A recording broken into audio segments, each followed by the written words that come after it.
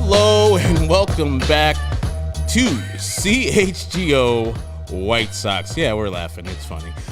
Presented by PointsBet. Use promo code CHGO when you sign up to get 2 risk-free bets up to $2,000. Hi.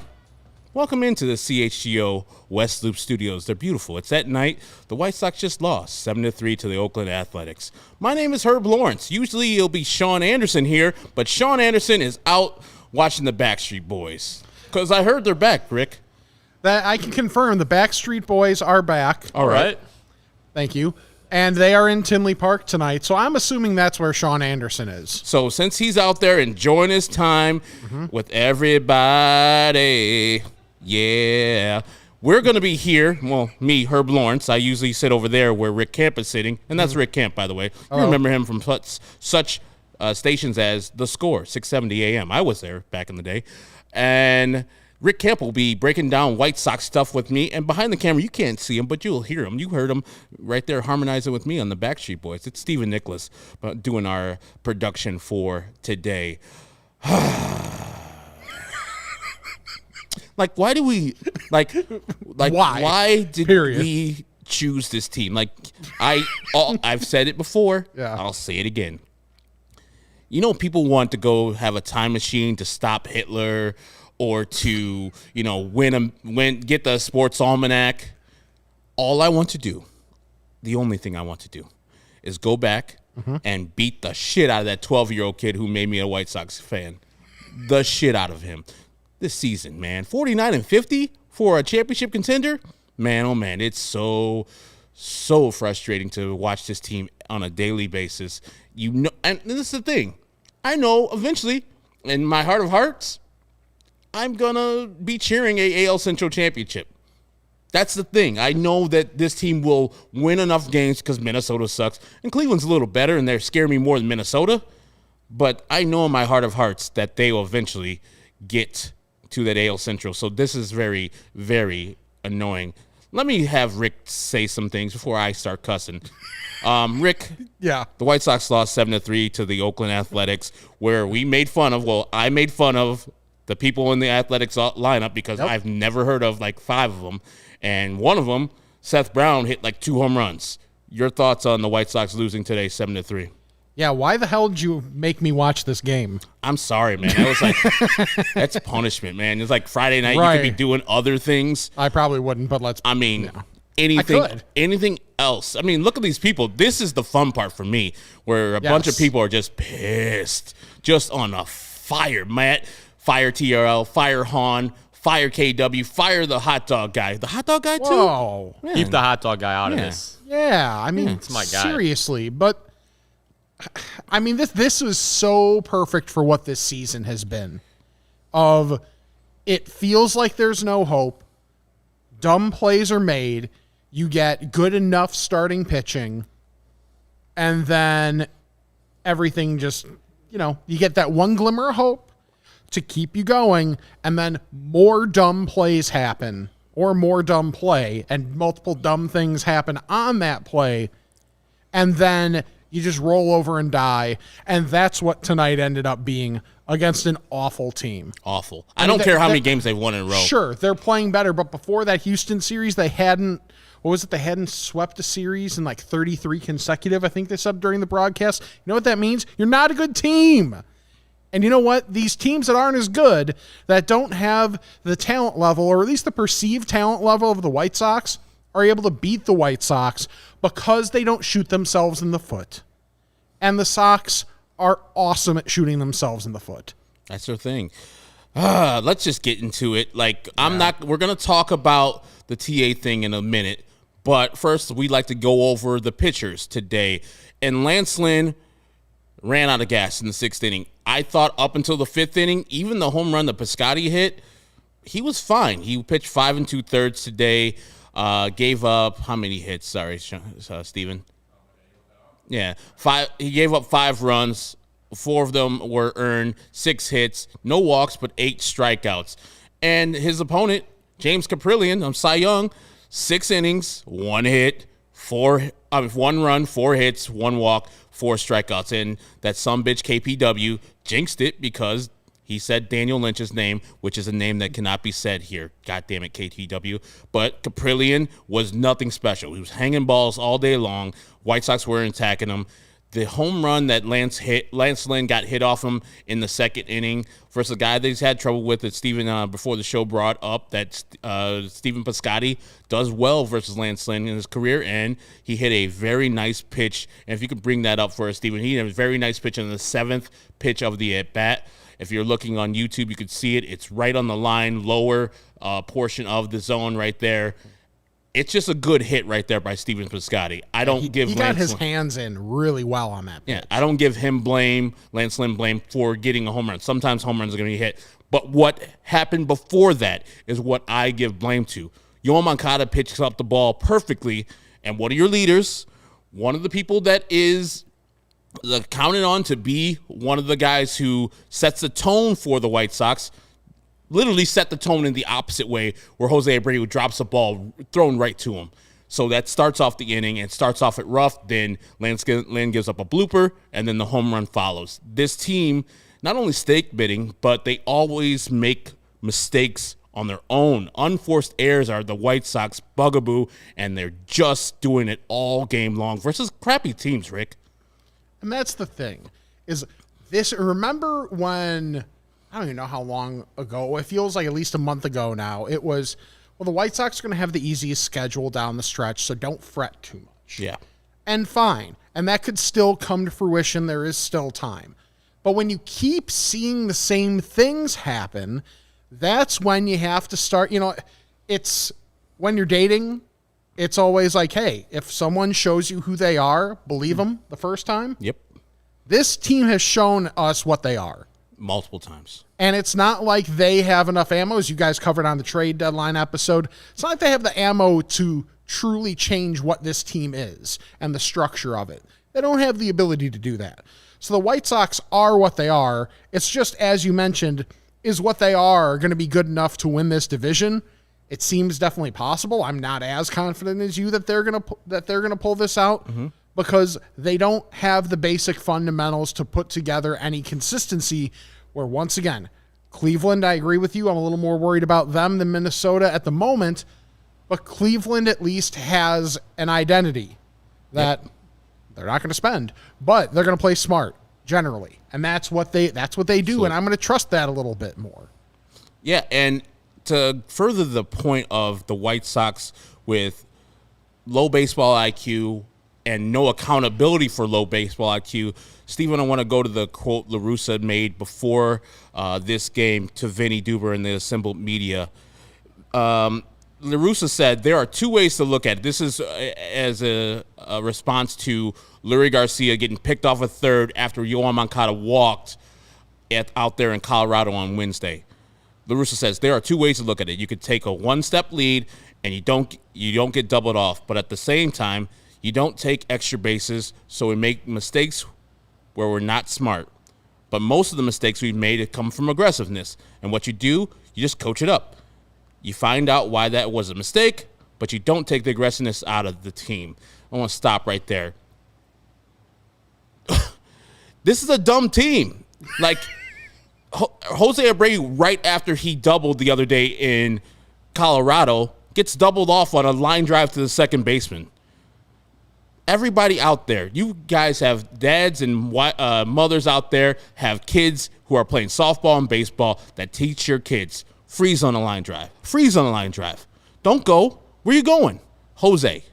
Then you get Lurie Garcia picked off at third base, made the third out at third base while a guy was walking. That is dumb. And then, and I know everybody wants us to get to it, so we'll get to it. Tim Devon Anderson Jr., what the fuck are you doing? You are a leader. Get your shit together. That is inexcusable what you did today. Inexcusable. You cannot. You know this from jump. You've been suspended for this before. Hitting or touching an umpire. You know you can't do it. And that was on strike one. And, Steven, you can bring it up, and this is why he has a point. I mean, why he was griping. Early in the game, that same umpire had called pitch number 1, if you're watching on YouTube, it's high and inside. It's off the plate. It's not a strike. Fine. Swallow that shit. Swallow it in the time that it happens. And this is when he got struck out. If you're watching on YouTube, all the rest of the pitches are where Lurie Garcia took over. The number 1, it's touching the top of the zone inside. Yes, it is a pitch that is questionable. It's borderline. But that's strike 1. You could say, hey, I don't think that's a strike. You could have your gripes, something like that. But you cannot, once he throws you out, you cannot touch him. You know that. You cannot approach him in the aggressive manner that you just did. You touched him with both your helmet and probably kind of your body. You're going to get suspended for multiple games. As a repeat offender, you might get suspended for more games than you think you should, 5 to 10 games. So, as a leader, you fucked up there. That's inexcusable. There's no one in this chat line that's defending Tim. There should be no one in this chat line defending Tim. What he did was wrong. And then we bring on the other point of Stephen Nicholas, our producer, Lawrence Holmes on Twitter, a lot of people back there. Where's Tony La Russa to stop TA from getting that close to the umpire? You got to get out there. And when he did get out there, he was walking. He was calm. No, you got to protect your player from getting thrown out of that game, firstly, and then secondly, touching the umpire from getting suspended for more games. I just don't understand what's going on. Rick Camp has brought up a good idea. Maybe we can employ Rick Camp's idea for TA in the future, or for Tony La Russa in the future. What was your idea? Well, at different levels of baseball, you're allowed to have maybe just a designated runner. So whether this is when the pitcher gets on base or a catcher gets on base, you're allowed to have a designated runner. Whenever La Russa or someone in the dugout needs to book it to help a player that can't help themselves in a moment, maybe that's Miguel Cairo. He's your designated running manager. When you need to get out there, that's his job. Get between Tim Anderson and the umpire in this instance. Now, I feel like there was probably no stopping the actual brim of the helmet. That happened pretty quick. Yeah. But after that, you've got to separate them quicker. When you see there's contact, and maybe it's a little difficult to see that there was contact from their angle, who knows, because it was technically helmet to hat. At that point, someone needs to be like, okay, this is different. This is different than just a guy arguing and get tossed. There was contact. So once again, that has to be something that, even if it's not La Russa, if he can't see that, someone has to be like, hey, they just made contact. Someone's got to get out there now. And someone has to do that. Even if it's a base coach coming down there to help, someone has to get there. But I love the thought of having a designated running manager. Maybe that's Miguel Cairo. He just tags him in, and then Miguel Cairo goes over the ropes. Exactly. Oh, there's Miguel Cairo's music. That's kind of what I was saying, too, though. Maybe La Russa's too old to physically get there in time. Somebody else has to be out there running, saying, all right, we can't have TA getting tossed, or even worse now, suspended. I don't know if it's Miguel Cairo. I don't know if it's Ethan Katz. Somebody's got to get there, and it just didn't happen. And now we got to deal with, for at least the rest of the series, no TA. Yeah. Playing from behind. I mean, he probably will appeal the suspension, so it will allow him to play the rest of the Oakland A's series, but I'm sure it's going to be at least 3 games, if not 10, because he's a repeat offender. And it brings up a bigger point with the Jose Abreu thing, with the Lurie Garcia thing, with the Tim Anderson thing, with the countless things that happen with this White Sox team. Baseball IQ is at 0. They have a dumb baseball team, really, really dumb. You can see it in some of the Yasmani Grandal at bats right now. He's taking pitches that are down pipe, right down the middle, and then swing it at balls that are way outside of the zone. Just garbage pitches, because he put himself in that situation by taking great balls. Wow. So nothing, Rick? I mean, you acknowledged it immediately. Oh, God.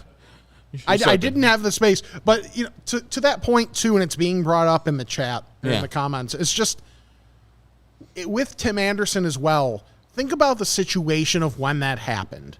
Josh Harrison, like the game had kind of felt over. And then Josh Harrison, he was bound and determined to pull a ball in that game. No matter where it was pitched. Right. Was able to pull one for a home run to make it a 2-run game.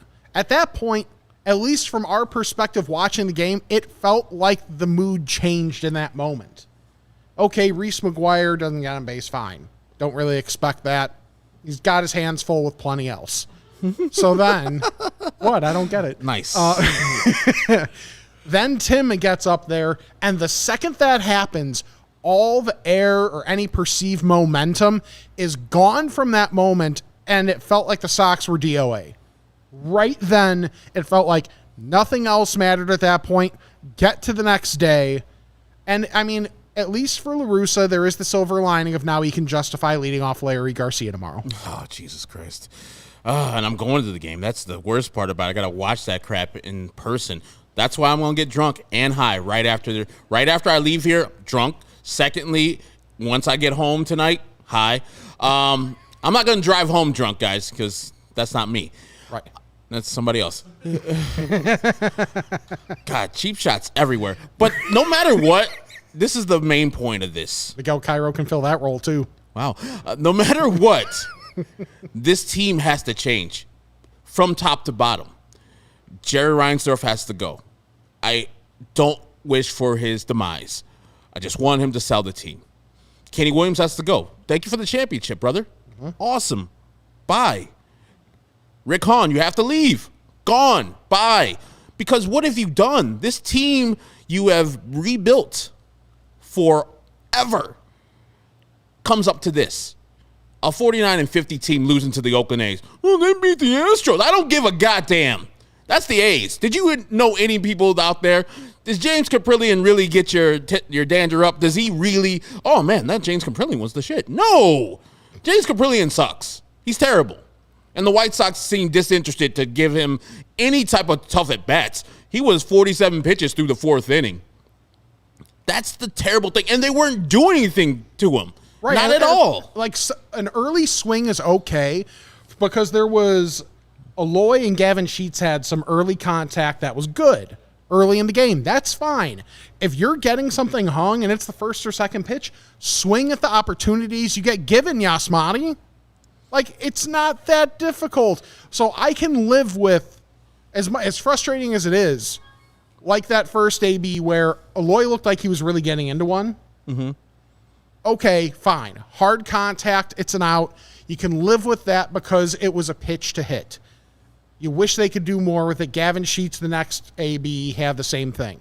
That's the thing, though, is there were too many times where swinging at pitchers' pitches early, especially early in the game, and then when Caprillion was starting to lose it, that's when you had guys up that were being way too patient and it seems like maybe even too cognizant of the pitch count. Mm-hmm. The best way to support CHGO is to download the PointsBet app and use code CHGO when you sign up. If you do that right now, you'll get 2 risk-free bets up to $2,000. That's not it. You make a $50 or more first-time deposit, you'll receive a free CHGO membership, which unlocks all of our web content, including the guy we're going to talk to in a second, Vinnie Duber's content, and all the people who write for our great website. You'll even get a free t-shirt like the one I have on of your choice from the CHGO locker. That's $2,000 in free bets, a free CHGO membership, a free t-shirt from the CHGO locker, and all for making a $50 first-time deposit or more at PointsBet. If you have any questions, you can email PointsBet at pointsbet@allchgo.com, and we'll help you out. Your home for live in-play betting just got better. See an edge in the game that you're watching? Is your favorite team primed for a comeback? Don't just watch the game. Bet along with the game live. For more live betting, more live markets, and more fast live cash outs, follow along with the bets the moment they hit and stay live. Stay in the live action all game long. Download the PointsBet app right now and use promo code CHGO. So what are you waiting for? It's time to elevate your live betting game. So once the game starts, don't just bet. Live your bet life with PointsBet. If you or someone you know has a gambling problem and wants help, call 1-800-GAMBLER for crisis counseling and referral services. Without any further ado, let's get out to Guaranteed Rate and talk to our beat writer, Vinnie Duber. Vinnie Duber is live from Guaranteed Rate. What's up, Vinnie? Fellas, how are you tonight? Doing great, and you got Rockford's Finest Band on your T-shirt right there. Absolutely. That is the best news we've had all day long. Just you being here with a great American flag and the Cheap Trick shirt on. Who spoke today, Vinny? It was Tony, of course, Lance Lynn, and what was the player that got the chance to speak in the clubhouse? Yeah, we heard from Josh Harrison too, and short on answers. This team is kind of short on answers when it comes to explaining what is going on. I think they know what's wrong. I think the thing about turning it around is what is tough to explain. Obviously, it's been tough to do. Otherwise, this team would be in a much different spot. But here they are back under 500. That was ugly tonight. The A's are bad. They are a bad team, and they came into town, and the White Sox were worse than them tonight. So obviously, this is baseball. You're not gonna win every game against a team that has a lower record than you, and you're not gonna lose every one against the team that has a better record than you. But we have been talking about this 19-game stretch against teams that the White Sox should be beaten up on, and so far, not so good for the Southsiders. And I don't know, Vinny. It just feels like there were so many missed opportunities as well in terms of Caprillion was fine. It seemed like he was fine, especially in that sixth when he was losing control, is when it seemed like they could have, for once, even with the low pitch count, been more aggressive. And maybe I'm just fixated on Yasmani Grandal, and that's just kind of an evergreen thing. But I don't know. I guess where is there any progress that could be realistically expected in the short term, considering, as I know you guys spoke about on the deadline special, that there's no way to fundamentally change what this team is this season? Yeah, it's tough. Listen, a night like tonight we've seen far too often from these White Sox hitters, and that is, they're chasing bad pitches. That's what Tony La Russa said, and he said when they're going good, they're not doing that, but they haven't been going good often enough to prevent this from being a big-time trend. They need an offensive boost, no doubt about it. And, there are some opportunities Rickon has, a couple positions on the field, second base, right field maybe, to go out and find a bat.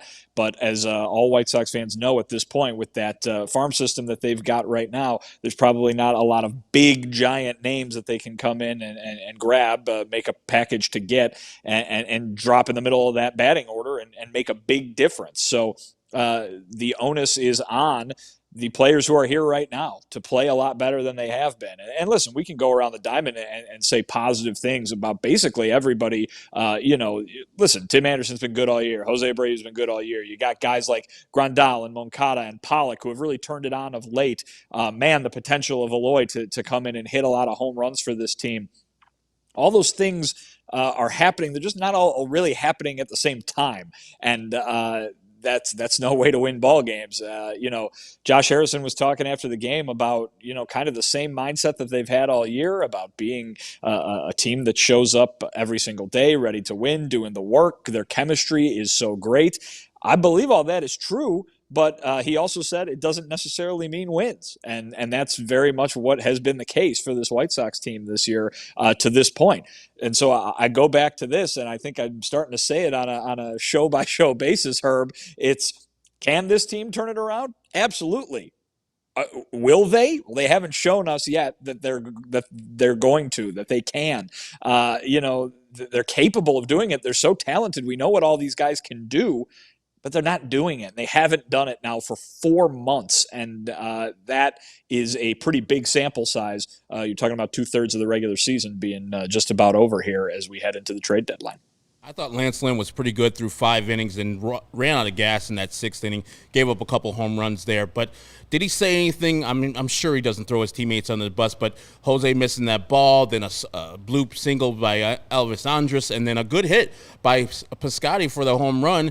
I thought he pitched pretty well. What do you say after the game about his outing? Yeah, he thought he pitched pretty well too. He's getting the strikeouts back up. Didn't walk anybody. He was happy with that. We've seen a few games from him this season where it's the first, second inning and it's just a hit parade, and that has kind of gone away. I truly believe that Lance Lynn is back on track, that he is a guy who is looking far more like himself the last few times out.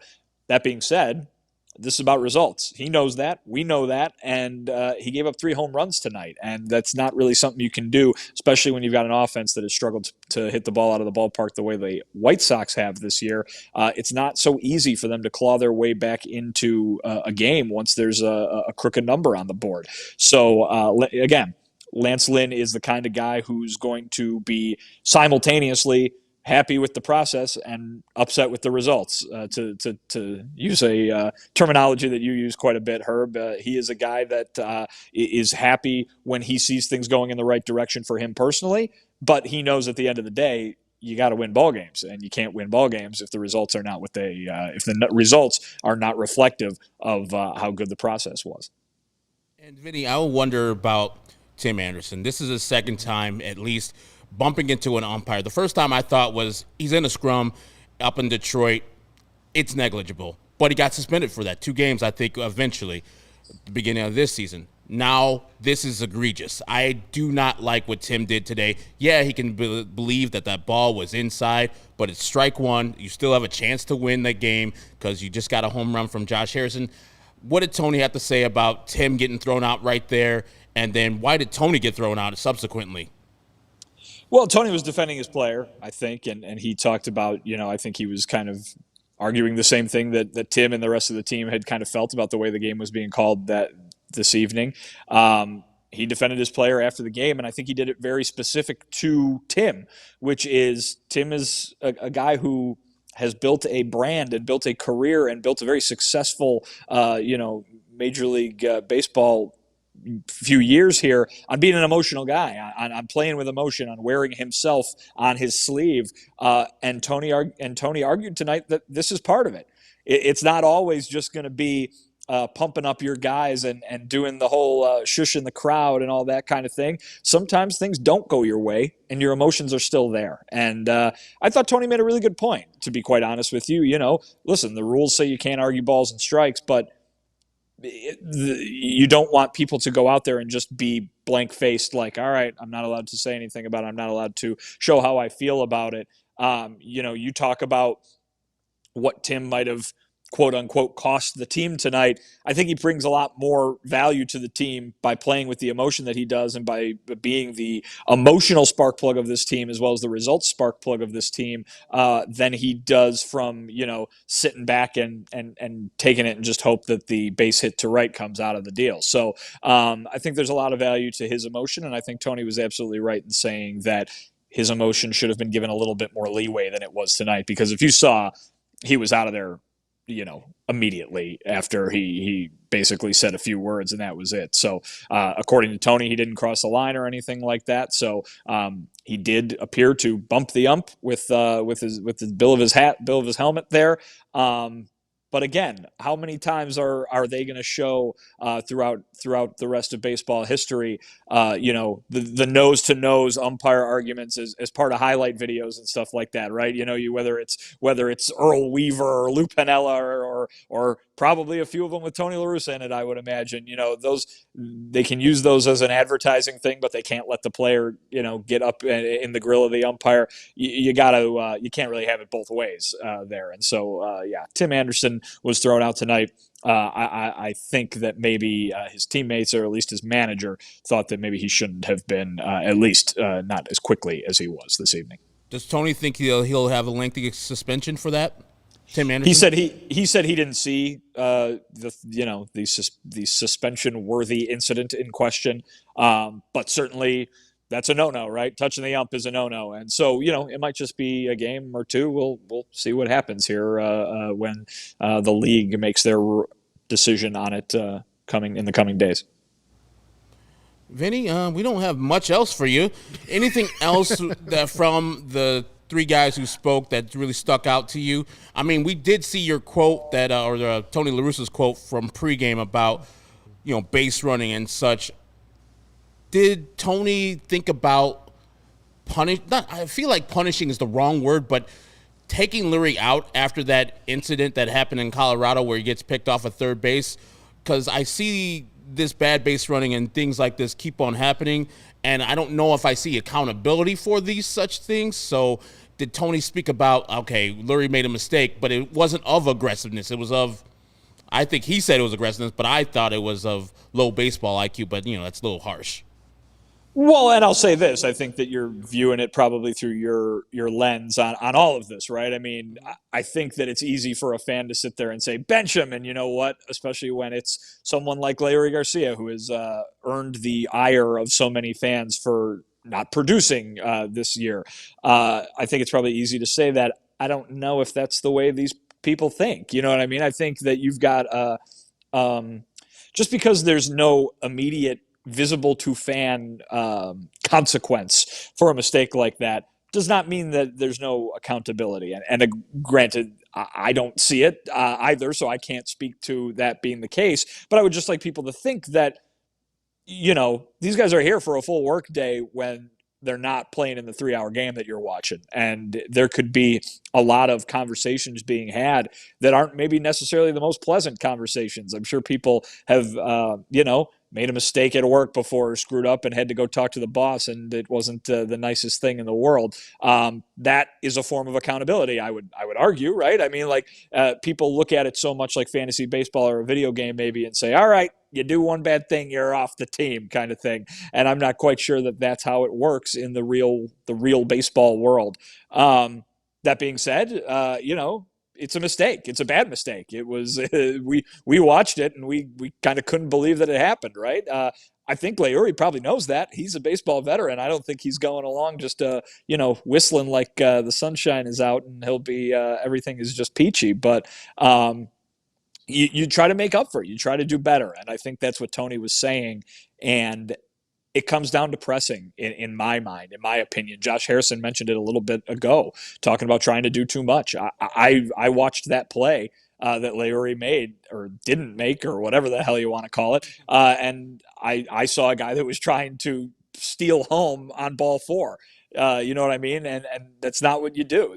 You can't do that. You have to play a little bit smarter than that, a little bit more realistic than that. And I think Tony's comments alluded to that, but it doesn't necessarily mean that it earns the hammer being dropped on you, so to speak. Even though I understand that a lot of fans would like to see that, given what Leury's numbers have been this season. I would say this. Certainly not the only mistake that the White Sox have made all year, and not the only mistake made in that game. I think you pointed to Tim Anderson and the thing that he made in the field. Tim Anderson has a lot more cachet with the fan base, has a lot more positive offensive contributions than Leury Garcia does this year. Did you want to see Tim Anderson benched for making that mistake at shortstop the other day? Just something to think about. And the last thing I got for you, Vinny, is just updates on Luis Robert, Jake Berger, guys down in the minor leagues who are rehabbing. So with Luis Robert, he did not play tonight. He was experiencing some cold symptoms that I'm sure we all get from time to time.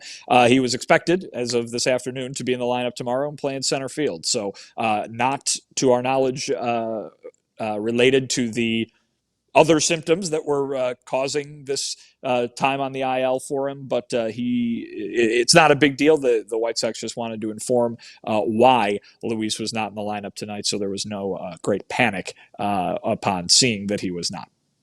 All right, that is Vinnie Duber live from Guaranteed Rate. You can follow him on Twitter at Vinnie Duber. Read his great pieces at allchgo.com and become a member after you read that good stuff. Thanks, Vinny. Thanks, guys. Have a nice night. That is Vinny, and we're going to talk about, let me do a read before I get going on actual stuff and get mad again. Let's do Owen. You cool with that, Rick Hamp? Phrasing for the win. I have to tell you about Owen, Rick, which stands for only what you need. Owen is a 100% plant-based protein shake that gives you nutrition that works as hard as you do. All of their products are free of artificial ingredients, allergen-friendly, no gluten or dairy, and easily digestible. I took a Owen when they brought some good samples in here, and I love a good protein shake because they taste nice and sweet. I have the strawberry banana because that's my stuff right there. And as a diabetic, type 2 diabetic, it doesn't raise my blood sugar too much. And I first heard about Owen from Chicago Bears quarterback Justin Fields. You see him out there doing work on the field, signing autographs for his favorite fans, who follows a plant-based diet, and he drinks Owen. Owen and CHGO have partnered up to give you an awesome offer. You can get 20% off your first purchase of the first purchase at liveowen.com with code CHGO 2020. Join me and Justin Fields and try Owen. You know what Owen means, Rick Camp? Only what you need. Like more Justin Fields? Oh, we need a lot more Justin Fields. Yes, we do. Oh, God, I wish he could play baseball. He used to play baseball back in the day. Mm-hmm. He'll be a much smarter player than some of these White Sox players. Would Justin Fields get caught off base? No, never, unless Matt Nagy was his manager. Yes. The one positive, well, there's other positives, but the one positive I saw out of today's game, which I've been clamoring for the White Sox to do, especially Eloy Jimenez, hit the ball to the opposite field. He did that 3 times, I think, today. One time he hit a slider to left field, but whenever he hits the ball to right field, that's when you know Eloy is locked in. He's letting the ball travel. He's letting the ball get deep. He's seeing what the pitcher's throwing and hitting the ball where it's pitched. As we're talking about Josh Harrison in the at-bat before he hit the home run, I'm just yelling out, Caprillian's throwing sliders. Like, he threw 3 sliders in a row to Josh Harrison. 3 straight sliders. One was in the left-handed batter's box that Harrison fouled off. The other one was in the same kind of area, but a little closer to the strike zone. And then the third slider he hit, he just grounds the ball out.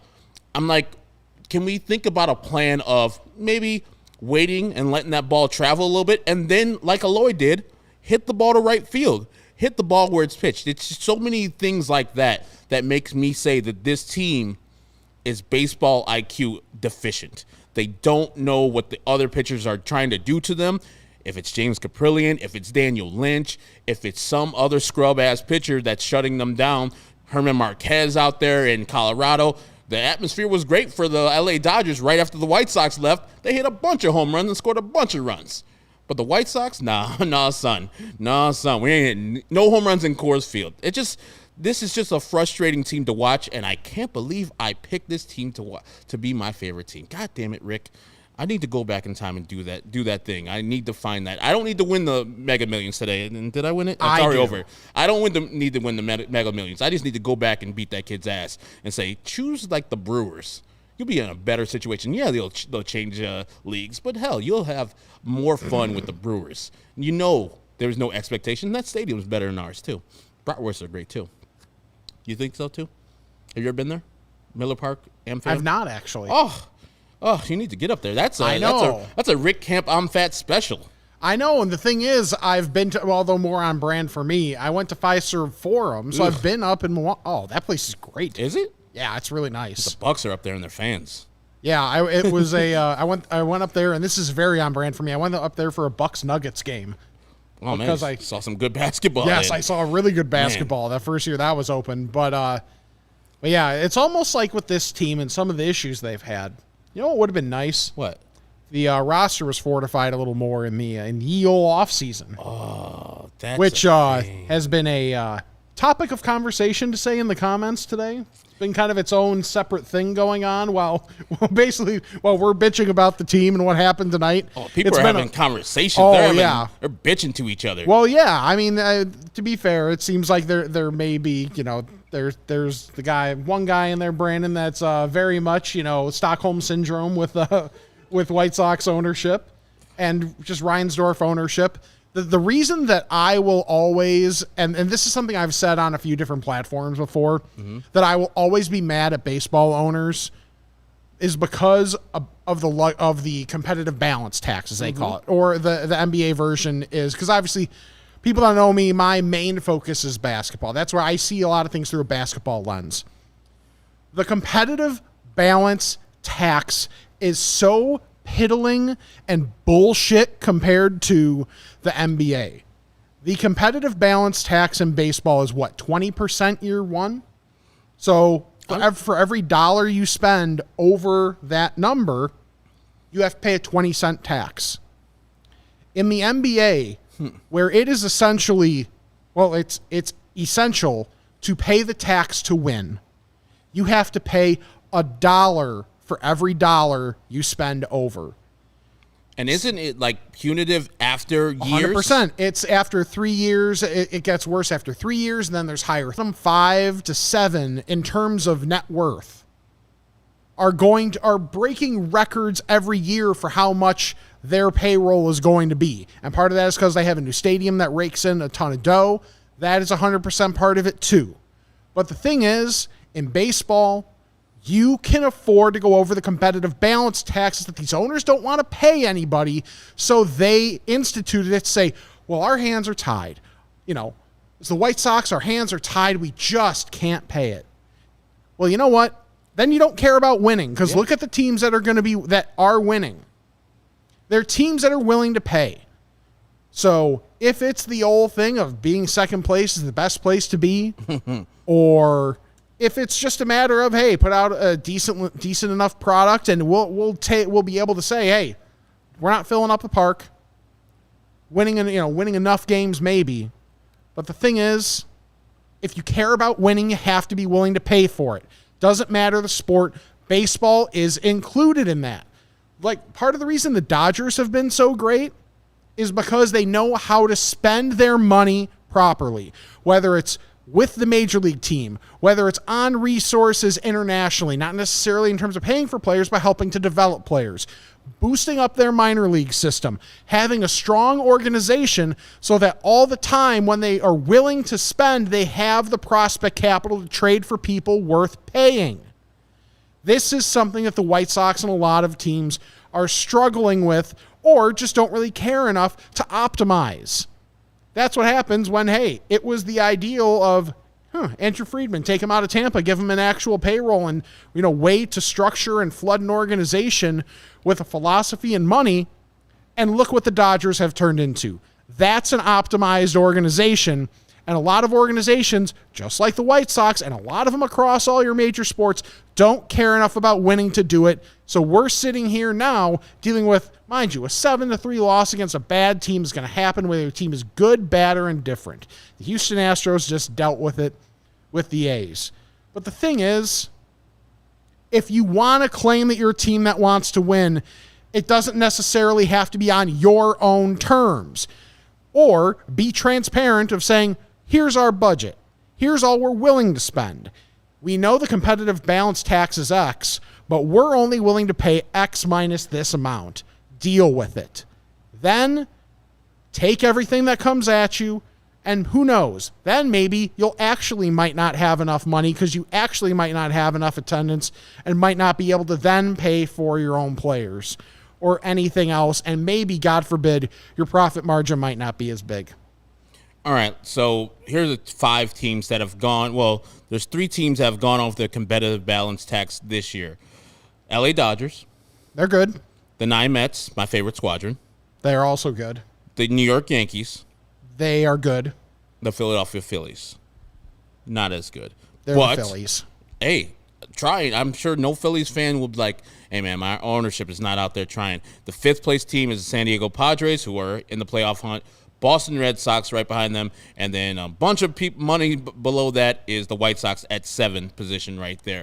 Mm-hmm. So the White Sox neither build up the farm system, nor did they go out and get the people that they needed. And I saw earlier there's a comment of somebody saying Rick Hahn did this whole Cubs rebuild, but then he did it wrong at the end because what the Cubs did, they had all their players come up and all their prospects pretty much hit. Mm-hmm. And then when it was time to supplement the major league roster with either pitchers, right fielders, second baseman, we went cheap each year. Nomar Mazara, Adam Eaton, Gavin Sheets. Now we got Josh Harrison. Good, not great. Starting pitchers? No, we didn't go out and get any starting pitchers except for Lance Lynn via the trade market. But the Cubs went out and got real people. What about Dallas Keuchel? Oh, yeah, I forgot we got Dallas Keuchel. Yeah. Fort Worth Keuchel. Corpus Christi Keuchel. Yeah, Beaumont Keuchel, terrible ass. We got to see him next week. Yeah, and somebody said Phillies fired their manager. There's accountability because they spent so much money. They're like, okay, let's go out and do it. Tim says Edwin Encarnacion. Tim also says Cesar Hernandez. All these people that the White Sox go out and get are subpar. They're not of championship caliber acquisitions. When you're there And no one would have told you before the season that the White Sox weren't there. I think most people had the White Sox not only in the playoffs, but in the ALCS or World Series, at least in their predictions. When they saw the roster, they saw the pitching staff coming back. Like, these guys are going to hit a bunch of home runs. The pitching staff's going to shove.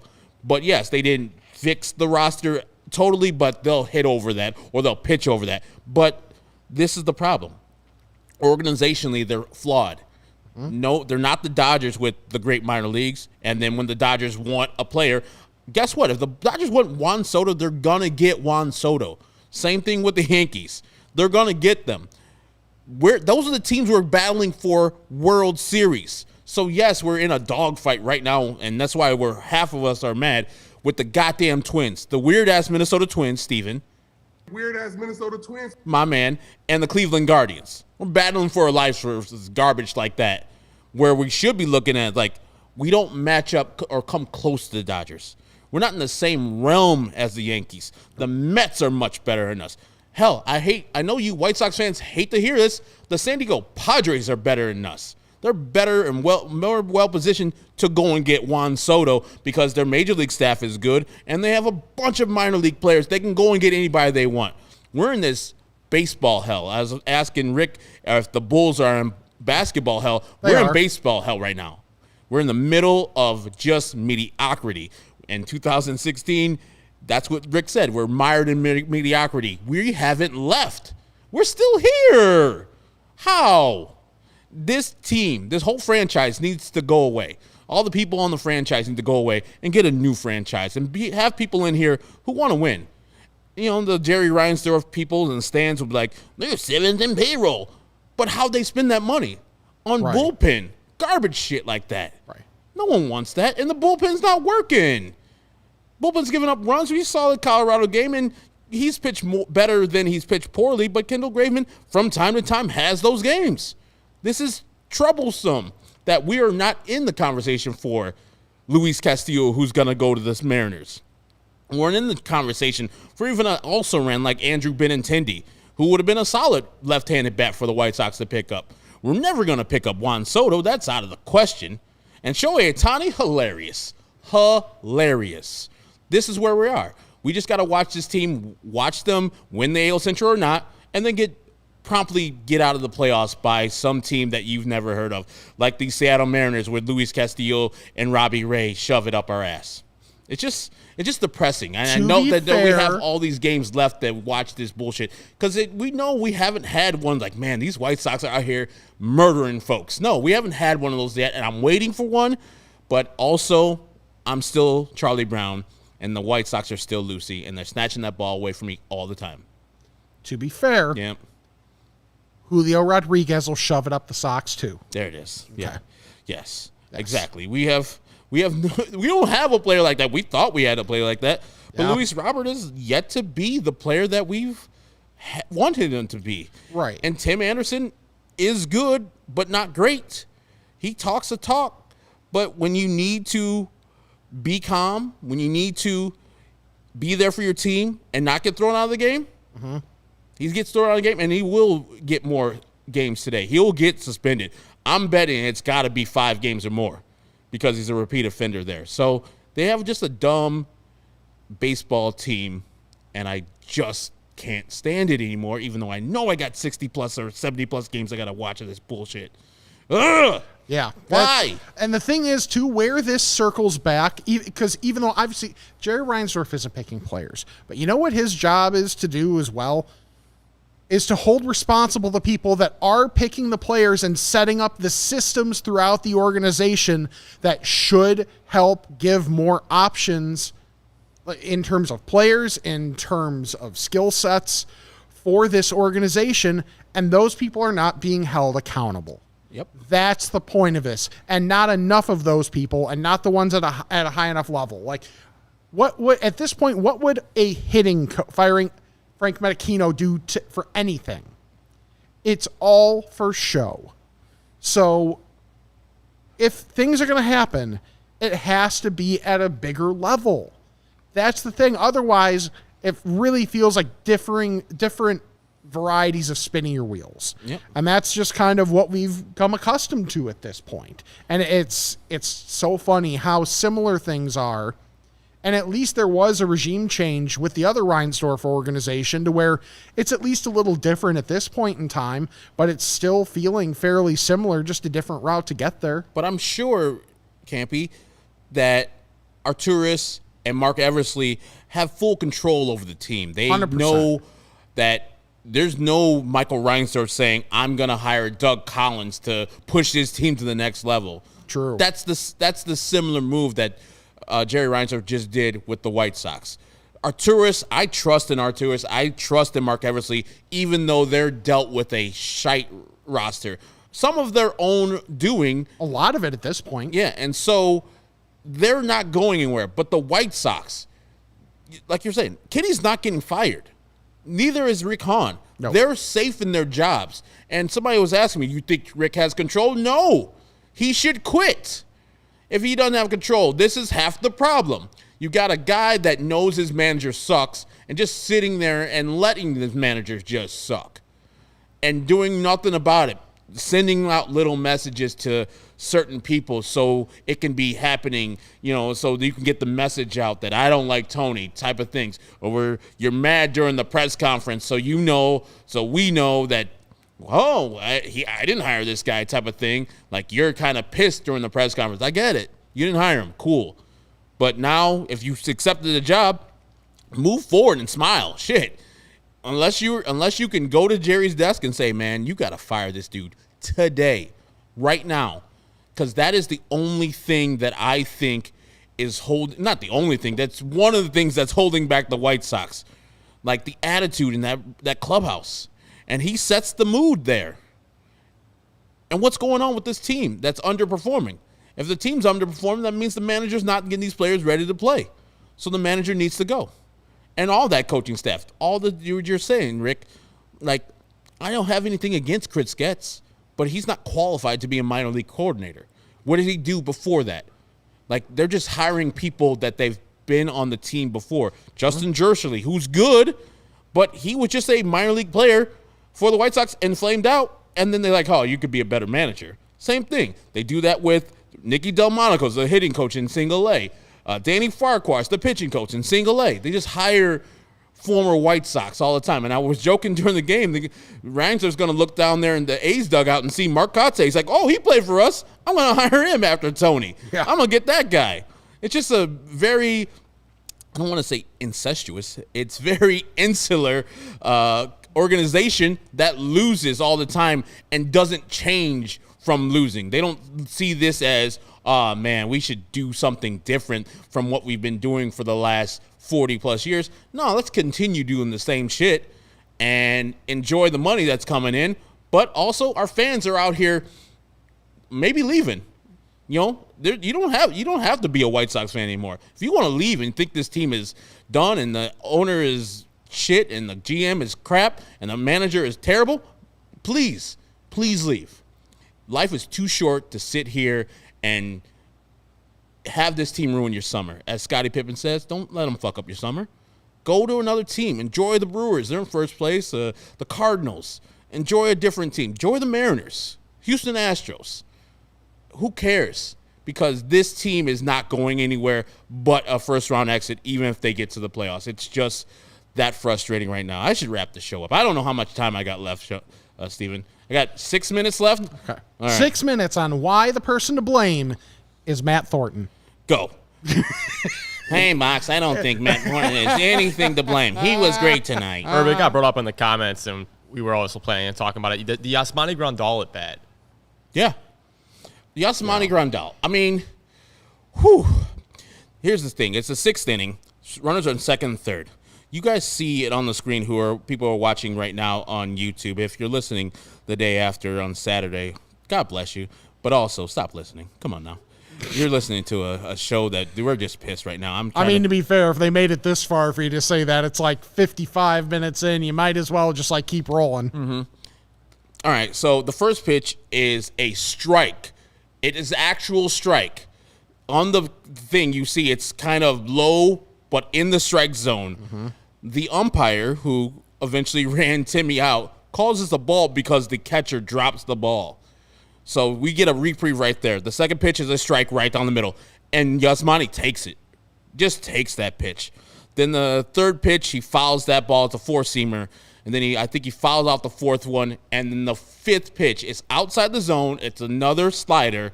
He swings at that one and misses it horribly. Like, the number 2 pitch is middle after you got a reprieve from the first pitch where the umpire called a ball where it was a strike. I don't know what you're looking for. I don't know how your process is working right there, Yasmani. But this has been happening more often than it hasn't been. Then this is not just a Yasmani thing. This is a White Sox thing. They're sometimes aggressive when they shouldn't be and sometimes passive when they shouldn't be. And this is the thing that I get frustrated the most with.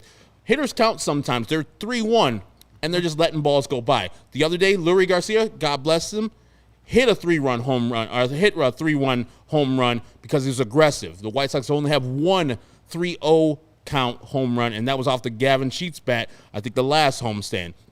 It's a thing either with the players or the hitting coach or all combined. They don't have a good, solid plan to attack the pitcher when the pitcher's giving you fat pitches to attack. Well, and part of it, too, that lends to not having an approach on a given day, and part of this is just the nature of each individual player, and I think you can only have an approach to a certain point because you do have to let guys be themselves so that they're comfortable to a point. So they'll be most likely to succeed, but you have the complete ends of the spectrum with different guys on this team. Yeah. Because early in the game, like I remember we got through, 2 batters, and we were like, 7 pitches. 7 pitches through the first 2 batters. How about it? And we were all excited. But then you have a guy like Grandal where it's like, swing the bat, please. So it just, to me, it lends to a lack of cohesiveness, because it's even one thing if it's a clear team approach against whoever the starter is. He's going to give you strike one. Be aggressive. Generally, that's going to be a fastball, at least first time through the lineup. Like, let's say that's what the scouting report is for whoever the pitcher is. Mm-hmm. Fine. If you go through the first time, pitcher doesn't throw many pitches, and even if you're not hitting well, at least if you're showing an approach, it's something. With this, it's different stuff with each guy, where it's just frustrating. It seems like it's so much more individualistic than it probably should be for these guys. Yeah, and Van Dam brings up a good point. How can you have 2 catchers in the lineup when Vaughn is on the bench? Yeah. Mm-hmm. You know that man gives you a quality at bat most of the time he's out there.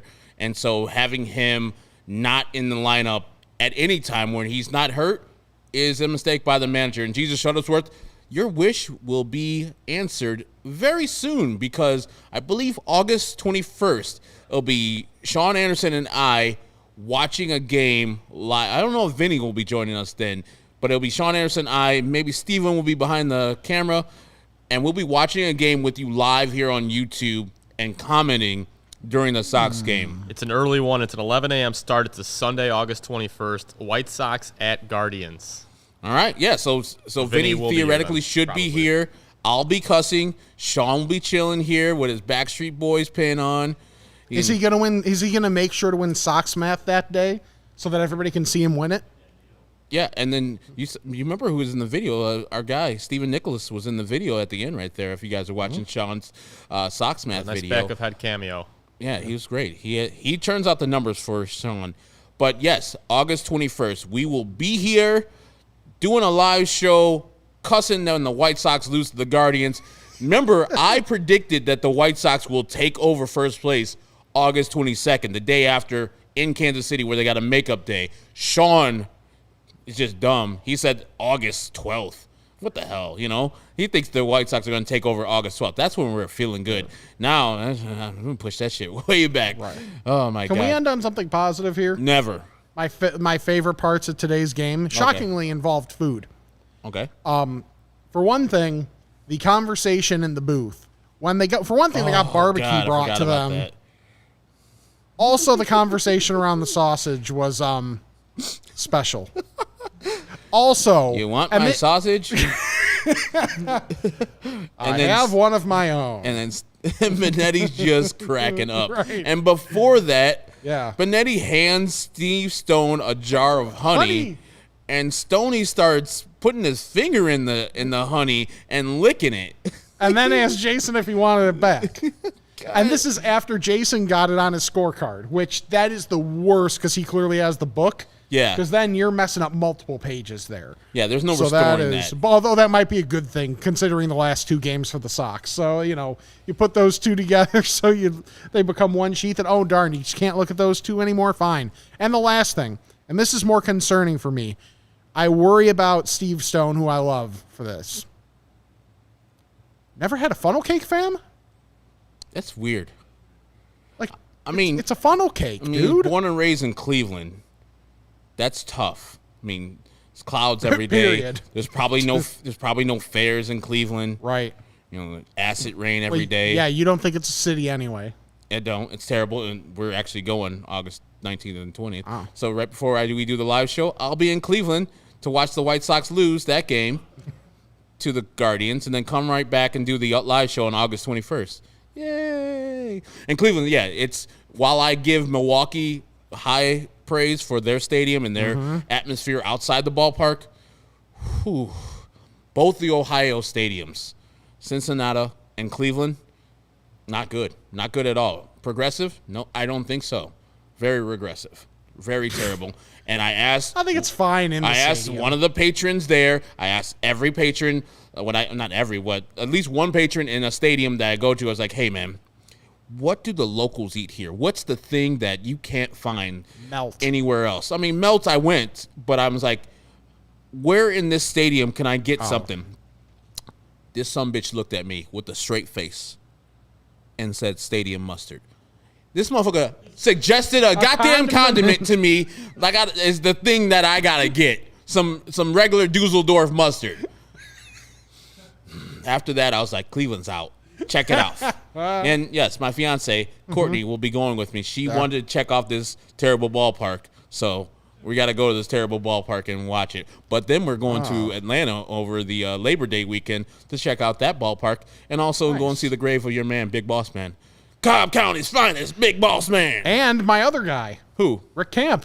Oh, dearly departed Rick Camp from the Atlanta Braves pitcher. Yes. Got a home run in extra innings back in the day. Yeah. Tom Gorman, that bum, hanging a curveball to Rick Camp in the 18th inning. Game started on July 4th, ended on July 5th. Rick Camp got the loss. But we don't talk about that part because he hit the home run in the 18th inning. One of the best home runs. And by I mean the best, but I'm trying to be humble here. One of the best home runs in Major League history. Am I biased? Not at all. Thank you, Alpha Man 06. I love your show. Thank you. I love our show, too. I was a little mad earlier. I'm sweaty right now because I'm mad. And you're you. And I'm me, too. And Tim Tam says, if you're in Cleveland, try Swenson's. Is that the home dinners? Swanson. Oh, Swanson's. I was like, it's Cleveland. So right. I was like, we're going to get the home dinners and shit, the man meals, the single man deals. And Connor, we're coming to Toronto. Courtney's father, I think, was born there. Courtney was a dual citizen of Canada and America. So we're going to Toronto one of these days. And the T-Dot, as the kids call it up there. The 6, as the kids call it. So we'll be up there at the Sky Dome or the Rogers Center and enjoying some poutine. The Centre. And some Molson Golden, and some Timbits. Sorry, Connor, I'm fucking up your language. I do this to Courtney all the time. It's like, when we go to England, I'm going to say, that's not like Canadian. My Canadian accent is perfect. No? What? No. Well, let's go to get some tidbits. That's like, it's a late show. What are you doing? It's a late show. Maybe it's just because I was in Minnesota, so I was a little closer to it. Yeah. But, I was mixing up my English / Canadian accents. Yeah, we'll go with that. Connor, do they like when you make fun of them with their accents? I'm sure they do. That's why I'm going to do Well, they're too polite to say otherwise. I'm going to do my Cockney accent when I go to Britain. I'm like, oh, man, that guy's a regular bloke from down the street. Like, yes, I am. A try's a choice. We got to end the show before I get fired. Yeah. All right. Behind the camera is our producer, Stephen Nicholas. He's been awesome today. Our guy who joined us from Guarantee Rate is our beat writer for CHGO White Sox. It's Vinnie Duber. We appreciate his time. This guy is sitting to my left. Sitting in for me is Rick Camp. You can follow Rick Camp at Rick C. Camp on the Tweak Machine. And I'm Herb. Connor, just no, ridiculous. My English/Canadian accent's great. I'm Herb Lawrence. At least you just proved you've never seen hockey. Because if you've seen any hockey ever, you would know that your accent was so far off. Hey, garbage goals, eh? Let's go to Tim Hortons after and listen to a Rick Moranis CD. Why are you a robot now? What is going on here? I'm Herb Lawrence. I can't do it. I do on 23 is the where you follow me on Twitter. Please don't. I'll fall again. Sean Anderson's out at Backstreet Boys enjoying his time out there in Tinley Park. Say hi to him if you see him ever. But we're done for the week, and we'll see you on Sunday early, 12:30 pregame start for the White Sox Athletics when the White Sox try to stave off being swept by the goddamn Oakland Athletics. So for all the people that did this show, and I appreciate you, Sports Genius 38, we appreciate you. And go White Sox on CHGO White Sox.